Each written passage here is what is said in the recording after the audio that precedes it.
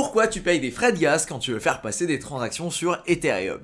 Salut à toi et bienvenue dans cette toute nouvelle vidéo de Cryptomage. Aujourd'hui, on va s'intéresser aux frais de gaz quand tu veux faire des transactions sur Ethereum. Qu'est-ce qui va t'intéresser? C'est qu'évidemment, quand tu veux faire des transactions sur Ethereum, tu te rends compte que si tu veux faire un swap ou autre sur Uniswap, tu vas devoir payer des frais de gaz. Tu veux acheter des NFT sur OpenSea, tu vas devoir payer des frais de gaz. Je vais t'expliquer un petit peu comment ça fonctionne et surtout, pourquoi le système fonctionne de cette façon-là. Ici, juste là devant tes yeux, tu as TX Street. TX Street, c'est juste un site web qui permet de visualiser un petit peu à quoi ressemble la blockchain et la façon qu'ils ont choisi pour la représenter, c'est simplement des bus. Du coup, tu as plein de gens qui veulent monter dans des bus. Chaque bus va représenter un bloc dans la blockchain. Et il y en a une infinité. C'est-à-dire que toutes les X secondes, il y a un bus qui va venir. Et ce bus-là, il pourrait être rempli d'une certaine quantité de personnes. Mais il y aura toujours une certaine quantité de personnes. C'est-à-dire si ton bus il a 50 places, tu peux pas rentrer 60 personnes dedans. Ça ne marche absolument pas. Du coup, on a trouvé une parade à ça, on a fait en sorte que pour pouvoir rentrer dans ce bus, et ce bus c'est celui-ci qui va faire en sorte que tu vas pouvoir valider ta transaction, parce que oui, en fait, le bus, si tu veux, c'est considéré comme une certaine quantité de données. Alors, c'est imagé quand je te parle de bus, évidemment, il n'y a pas un bus dans la blockchain qui t'attend avec 50 personnes qui essayent de rentrer dedans.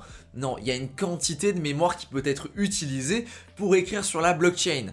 Mais c'est tout de suite moins vendeur. Du coup, le souci, c'est que quand tu as 60 personnes qui veulent rentrer dans un bus à 50 personnes, tu dois déterminer quelles sont les 50 personnes qui vont rentrer dedans. Il y a plusieurs façons de le faire.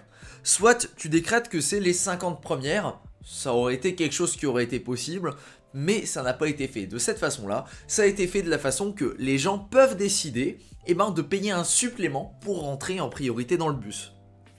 Ce supplément-là, ça va fonctionner sur un système d'enchères. C'est-à-dire que plus les gens ont envie de payer cher pour entrer dans le bus, plus ils vont payer cher, simplement parce que leurs transactions vont devenir prioritaires. C'est-à-dire que si il y a 50 personnes devant toi qui veulent payer 150 balles pour faire un swap, toi, si t'es pas capable d'allonger 150 balles pour faire le swap, tu ne pourras pas passer devant elles et du coup, tu devras attendre pour faire ta transaction. Voilà.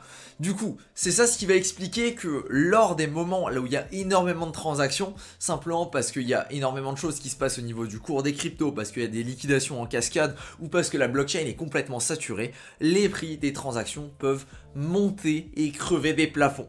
C'est aussi ce qui explique qu'il y a certains jours là où il y a beaucoup moins de transactions, du coup moins de personnes qui veulent rentrer dans le bus et du coup la compétition est beaucoup plus faible. Comme là maintenant on a 30 gwei pour rentrer dans le bus, ce qui est pas loin d'être le score le plus élevé qu'on a déjà vu en termes de prix à payer. Voilà, j'espère que c'est un petit peu plus clair maintenant dans ta tête. Du coup, on va voir encore deux autres tips, histoire que tu comprennes bien comment tout ça fonctionne. Évidemment, je te mets le lien dans la description si tu as envie de regarder et d'essayer de comprendre à peu près à quoi ça ressemble. Je trouve que c'est super bien fait comme visualisation.